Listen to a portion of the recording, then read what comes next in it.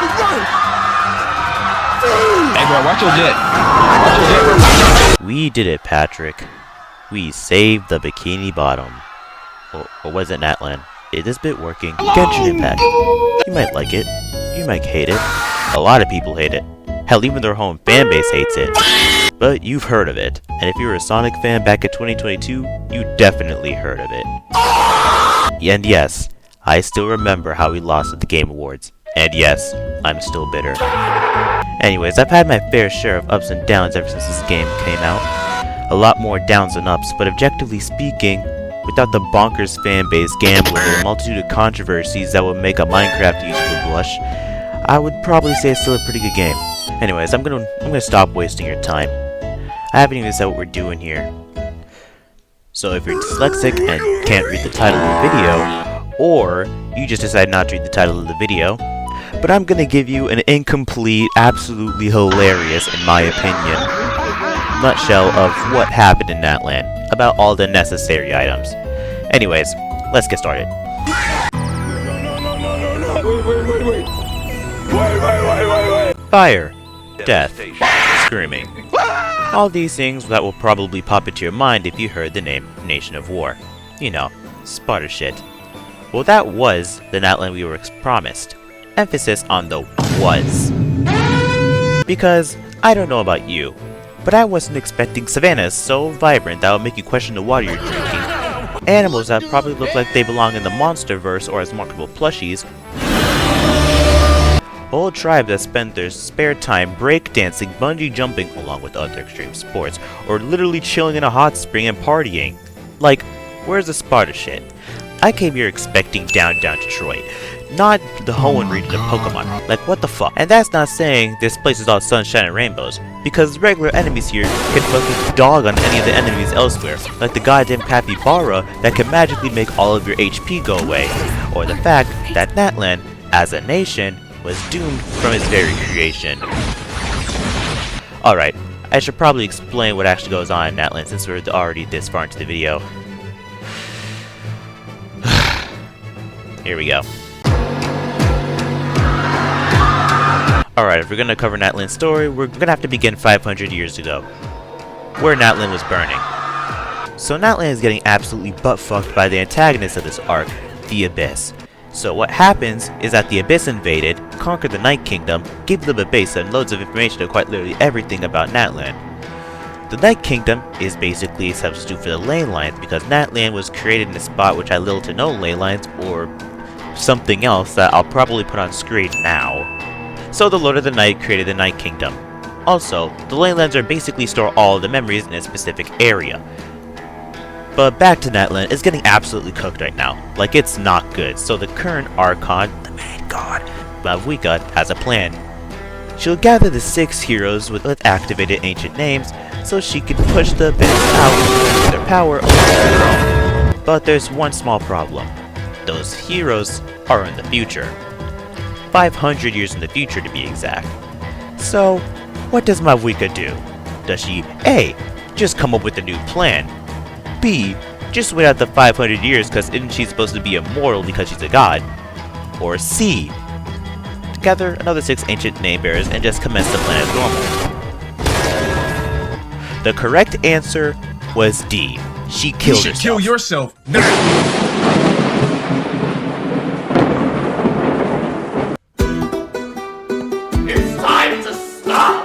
So fast forward 500 years in the future, wait, that's not you. You don't look like this. The average Genshin player's psyche makes you probably look a little more like this. Anyways, this dude named Ether, or whatever crime against humanity you named him, and his fucking chatterbox just arrived. They're here because they're looking for his missing sister, which is code for the writers needed a reason for Aether to come to Natlan and for the plot to begin. So, after getting into some shenanigans with some off-brand Pokemon called Saurians, you run into this girl getting abandoned by her teammates. Hilarious, yes. But you decide to help her because that's what heroes do. Apparently there's this thing called the Pilgrimage, a tournament that gives fame and honor and a chance to fight the Abyss in the Night Kingdom. That's right. You fight through an entire tournament just for the privilege of fighting the Abyss. This is truly a top-tier society. I mean, there's also the Sacred Flame that gets revealed by the tournament, which is the only effective defense against the Abyss outside of just rip and tear, but we don't look into that. So this child, her name is Kachina, is apparently the leader of this team, because she was chosen as an ancient name bearer. Aether wants to help, because he's just a chill guy, but can't because Natlan is racist. I am not joking. He is not able to join, because only people from Natlan can generate the fuel for the ancient flame. No one else from nowhere else. Since she feels bad, she decides to give you a tour to the literal nothing, before heading off to the big stadium in the distance where Mulani can each and a how. Now, quick side note, you see, I love a how, because he's running on pure hater energy, and I love him for that. You know, continue being You should kill yourself now! So back on topic, since Kachina is planning to stand on business and do the solo alone, Mulani joins her to make sure she doesn't die. So one tournament later, Kachina wins after beating Mulani. How did she lose against a child when she has little missiles? We will never know.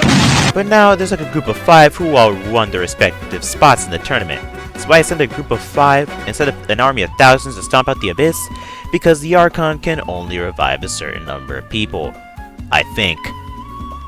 That's right, Natlan has found a way to bring people back from the dead. Speaking of the Archon, wait, that's Mavuika. Did she kill herself 500 years ago? Anyway, it seems like she had a phoenix revive in her back pocket. Now, since we know that people who are sent to the Night Kingdom can get revived, what do you think will happen to good old Kachina? I'll give you a sec.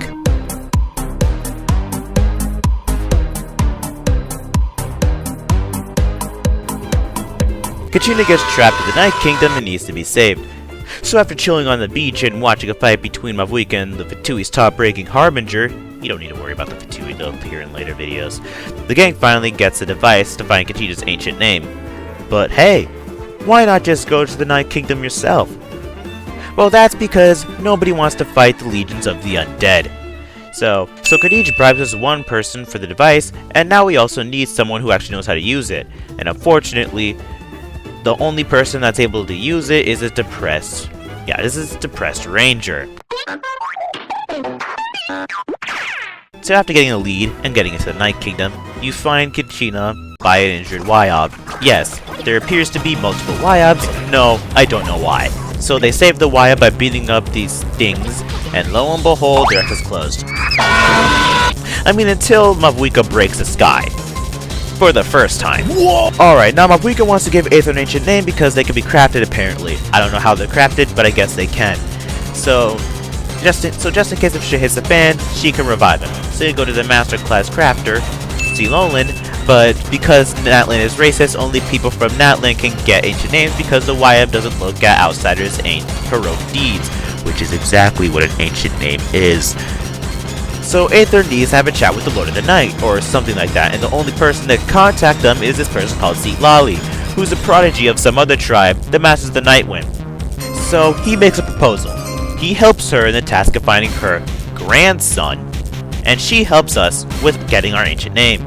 So now returning to the Fatui Harbinger from earlier, Capitano, who was nearly killed in his fight with Mavuika until a mysterious person saved his ass, and rumor has it that dude is Auroron. So Aether tracks down Auroron, meets Capitano, and learns of his plans just to completely overhaul and recreate the Night Kingdom using all the souls of the undead. You know, like, why wouldn't you? He says that Mavuika's plan is bullshit, and we also get Auroron back, who immediately sneaks away to Capitano because they need to activate this one machine to fix the Night Kingdom themselves. So after telling Mavuika, the gang goes to the machine, stops it, and after kicking some random soul out of Auroron's body, Mavuika and Capitano have the heart-to-heart and realizes the Abyss was the friends we made along the way. After this, the Abyss launches an invasion of Natlan. Again. And it's brutal. Side characters are killed, Saurians die, and the worst of all the decisions you make as a player can either keep the death rate low or shoot that thing way up. As this war rages on, the people of Natlan are getting pushed closer and closer to the stadium, and to add insult to injury, the Abyss launches a black sun into the sky, which creates Abyss tumors, which create rifts into the Abyss, and are invulnerable to our attacks, basically creating an infinite supply line of reinforcements. Morale drops, people are overrun, and there seems to be absolutely no end to them. Until Mavuika's plan works when the last hero activates her ancient name. After her plan finally starts to, come to fruition, she finally gets all the power that she needs to start boxing with the Black Sun. So she hits it with the Kamehameha, or whatever the fuck this attack is, and breaks the sky. I'm not joking, she broke the sky. Chicken Little was right. So the Abyss gets their asses handed to them, and achieve far into the Night Kingdom. But before Aether could do anything, Mavuika stops him, saying he still needs his ancient name because she is gonna risk losing him, because he's the only person that can actually help. Yeah, his ancient name is complete, so Mavuika and Aether travel to the Night Kingdom to defeat the Black Sun, dubbed Kasoithoth or something. I don't know. So they go there and do that. Aether activates his ancient name somehow through the power of friendship, and the Black Sun gets eviscerated. So after that, the two are successful, they return, and Aether is crowned the hero again. For like, what is this, the 6th time that he became a national hero? But there's also a problem. A while ago before the Abyssal invasion, Citlali told Aether about a deal that the first Pyro Archon made with this one bitch called the Ruler of Death. So, remember that gimmick in the tournament that allowed people to come back from the dead? Well, after Mavuika's plan, a part of Mavuika's plan was to kick that gimmick into overhaul and make that applicable to absolutely everybody in Natlan. And because of that deal is that the current Pyro Archon must die. So Aether and Citlali head over to the abandoned city to try and stop Mavuika trying to stop Mavuika from killing herself again, but there isn't really much left to be done until the GOAT Capitano steps in and takes her place. You see, due to fucking plot, cause there's no way this thing happens, his heart is also able to take in information from the ley lines, which he used in taking in souls himself. Because once again, Natlan itself is racist. But anyways, back on topic. The way that this whole thing works is because since Capitano is immortal due to the Ruler of Death's curse, he could give his life to merge with the Lord of the Night, also rewriting the rules of the Night Kingdom, which basically kills him and seals the deal that the first Archon made. But that's also breaking the rule of his immortality. Or the Ruler of Death could simply just kill him, abandoning her own rules. So basically, the former happens, Capitano merges with the Lord of the Night and rewrites the bullshit rules. And after that, everyone goes home, and Aether yet again becomes yet another national hero. So, yeah, fuck! As I was saying before I was so rudely interrupted, that's basically a general rundown of the story in a nutshell. I know I missed a couple of things, like that one angel that we found by the machine, which was the Lord of the Night, with the absolutely bogus ass name I'm not even gonna try answering. Or the fact that Auron's soul was incomplete for some reason, or how Mavuika died and came back, or even how her plan works, but if I went into full detail, we'd still be around the tournament arc about now. So, that's all you need to know about the story. But not everything, just the essentials. So, yeah, like and subscribe, and I'll probably make another video soon. And for all you people that are still watching from the last video, yes, I did get Mavuika if you couldn't see from the footage. Bye.